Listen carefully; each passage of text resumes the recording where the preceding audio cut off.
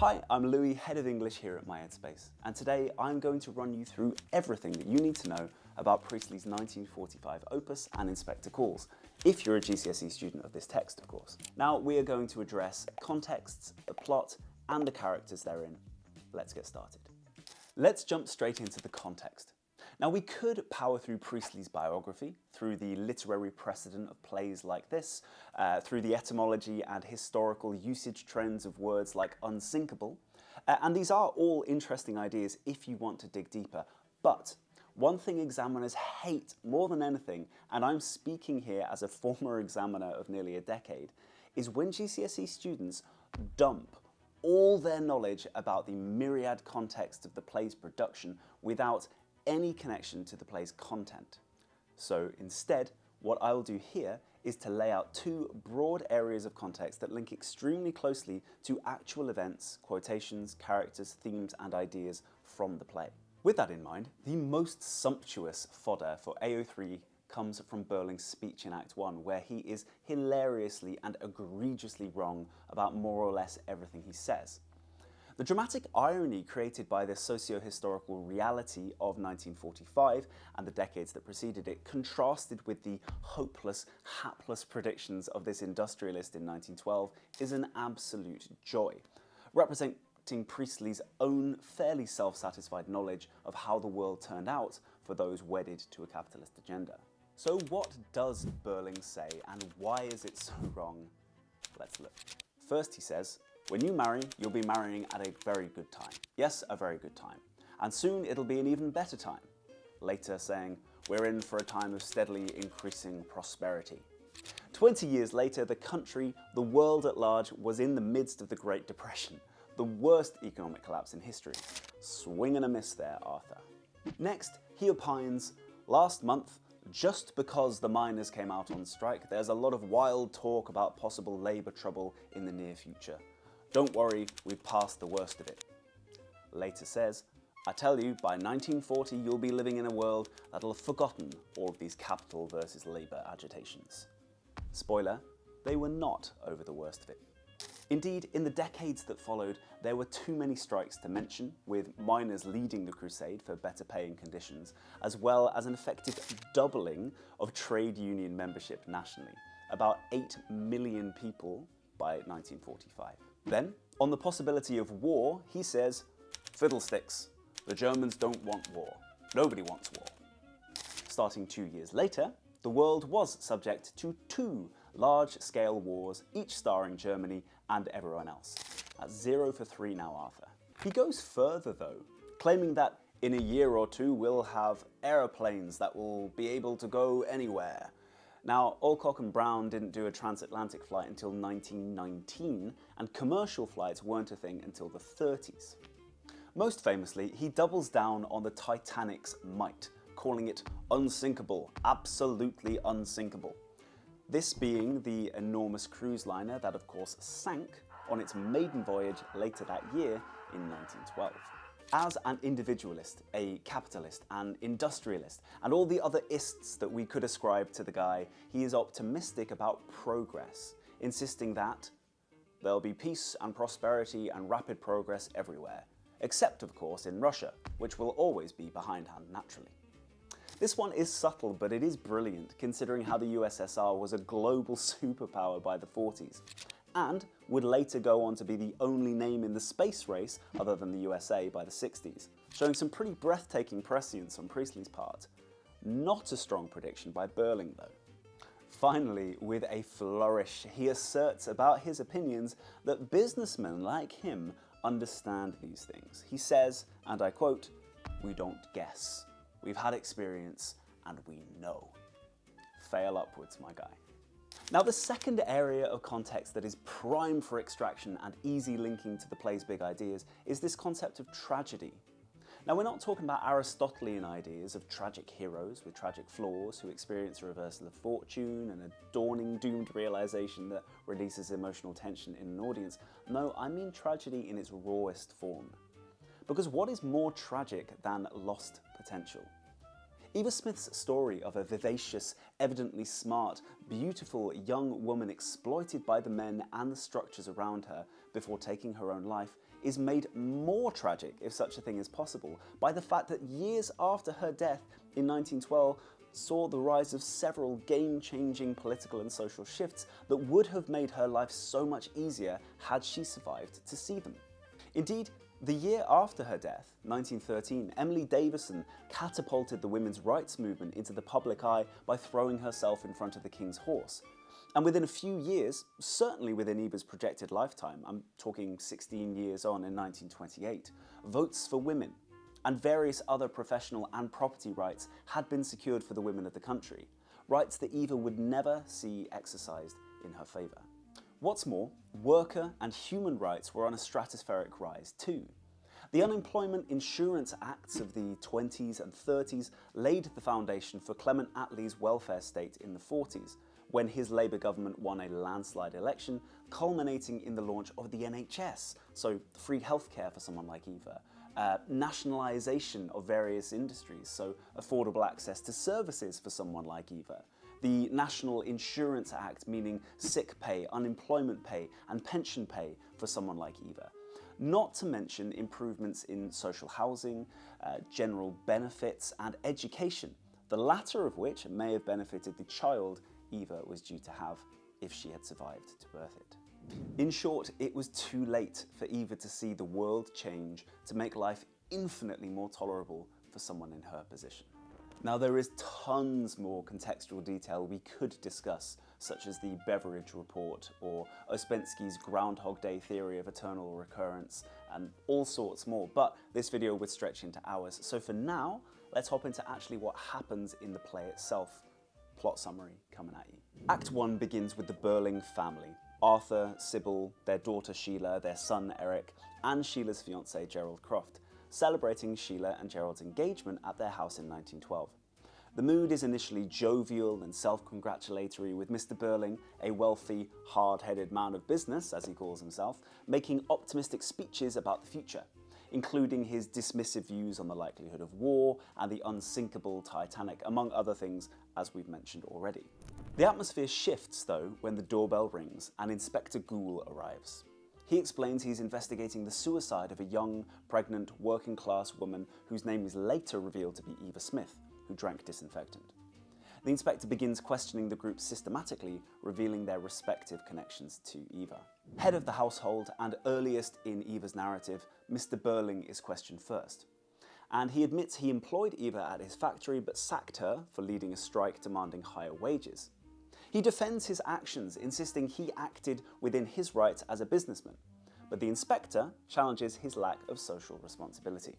Sheila is next, and her connection to Eva emerges.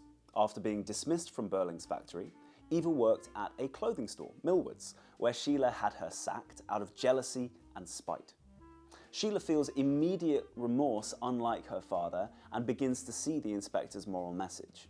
Gerald's reaction to the stories hints at his own involvement with Eva, though he initially tries to hide it. By the end of the act, the inspector has established that each member of the assembled group is linked to Eva's tragic downfall and demise. His probing questions unsettle the Burlings, particularly Sheila, while exposing cracks in their self-satisfied facade. The act ends on a tense note, with Gerald, under Sheila's pressure, about to confess his role in the events. Act 2 begins with a heightened sense of tension, as the inspector continues his investigation. As the curtain rises, he looks at Gerald and simply says, "Well?" Gerald Croft admits his involvement with Eva Smith, whom he knew as Daisy Renton. He explains that he met her at the Palace Bar, where she was working, and took pity on her because she was, in his eyes, being harassed.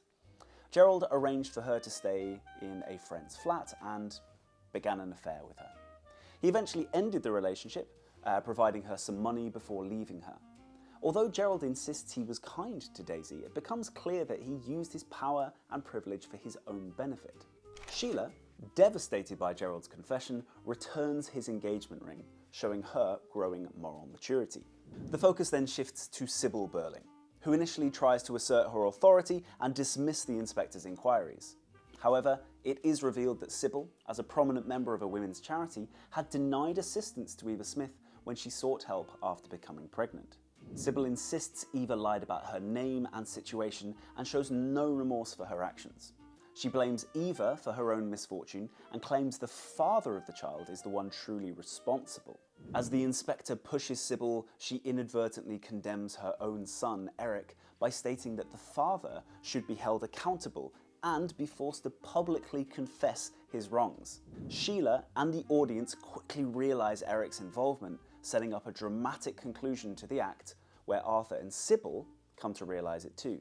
And for a distraught Sheila to lament to her mother that she begged and begged her to stop with her indiscriminate condemnations. Act 3 begins with Eric's confession, revealing his role in Eva Smith's tragic story.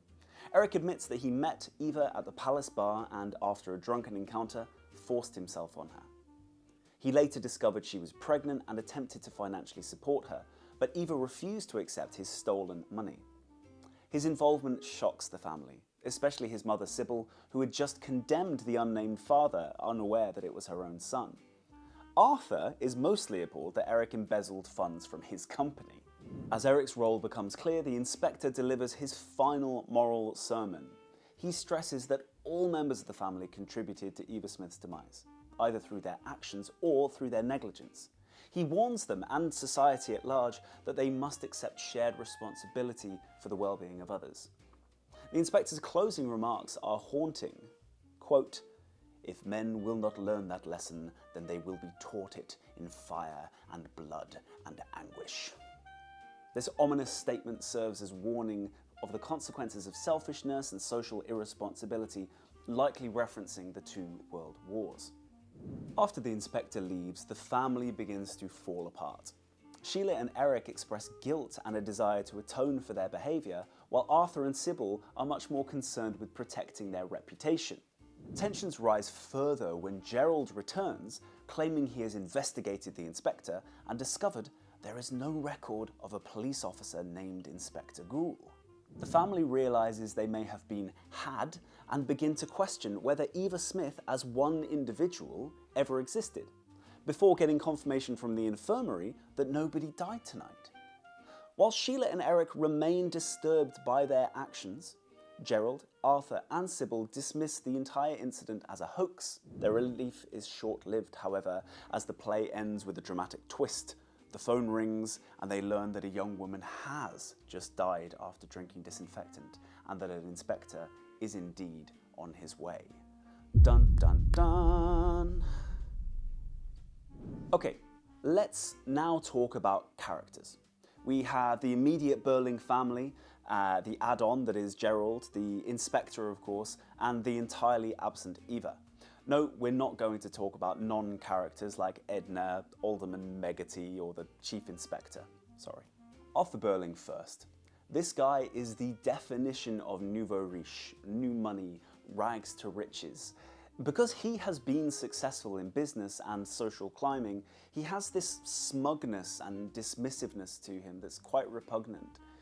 The subtext is that because he didn't come from money and now has it, that anyone can do this, and so nobody in poverty deserves sympathy or help. Because capitalism just obligates you to capitalize on the opportunity and resources that are out there for everyone. More concerned with reputation and avoiding a scandal than learning from his and his family's moral oversights, he comes out of the play basically having made no progress at all. Sybil, his wife, is similar. Her rationale differs though, as her husband's social superior. So her views are rooted more in conservatism than the industrial mindset of progress. Her foundation is one of superiority. She has what she has because she deserves it.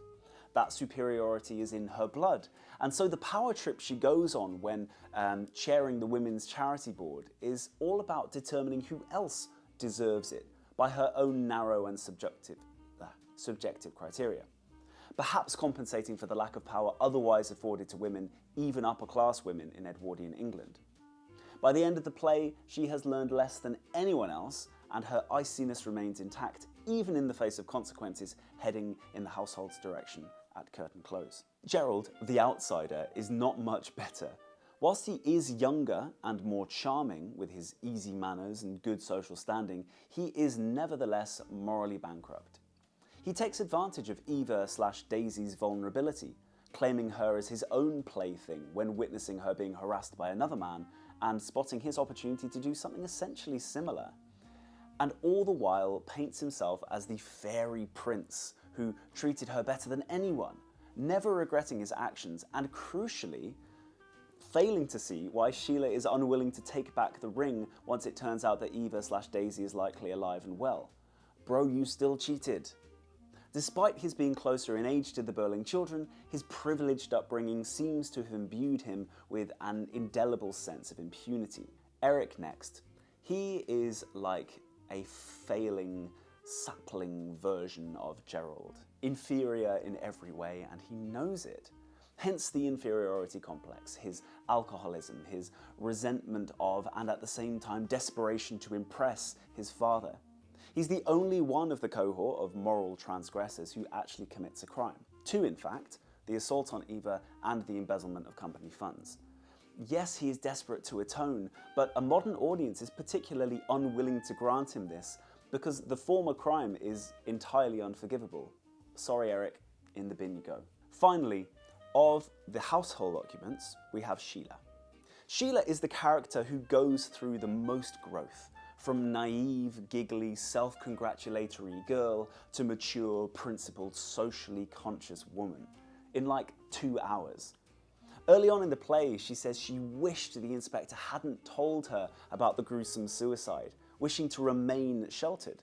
By the end, she is stage managing her parents, calling them mother and father instead of mummy and daddy, and insisting that she be at the heart of all discussion and determining of guilt and next steps. What a queen. Then there is the inspector. He is unflappable, morally always on the high ground, and entirely enigmatic. As Sheila says, he gives them the rope to hang themselves with, knowing that they are all already guilty. There's no need to build a case, to argue about particulars, to condemn, because they can do all of that themselves. He does occasionally get used as a mouthpiece for Priestley, which is every GCSE student's favourite line, inasmuch as he is didactic and dogmatic and direct, breaking down the fourth wall and delivering his political and social sermons rather on the nose.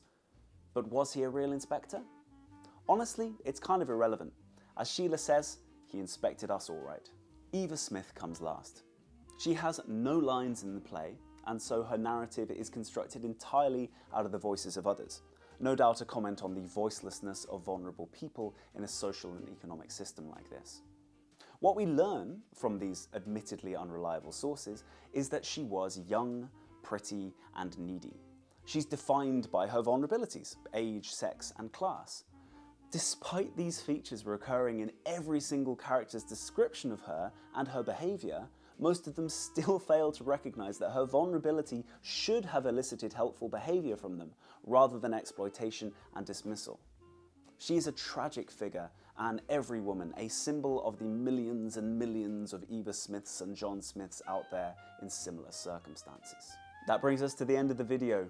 If you found it useful and you want more, because whilst this might be everything you need to know, it's never going to be everything you want to know if you're voracious about literature like us, then drop us a comment, like the video, subscribe to us here so we know that you like what you're seeing and we can keep on pushing out the good stuff. Until next time, happy reading.